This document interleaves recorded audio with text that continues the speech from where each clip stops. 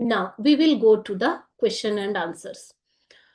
18th one, 2 to 3 sentences. Okay, despite low income, why do some people choose to become scientist? 2018 April ಅಲ್ಲಿ ಬಂದಿರುವಂತಹ question ಇದು.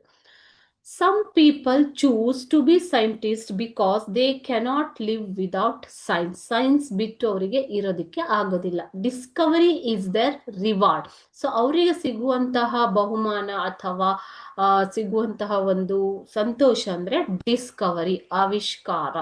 Okay, so they enjoy team work, independence and the joy of uncovering one of the mysteries of nature.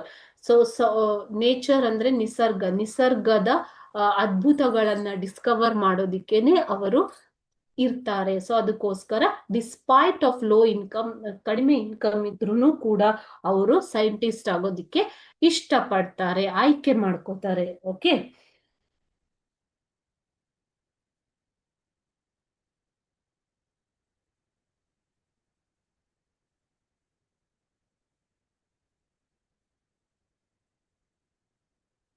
ಸೃಷ್ಟಿಯ ನಿಗೂಢತೆಗಳನ್ನ ಹುಡುಕೋದಿಕ್ಕೇನೆ ಅವರು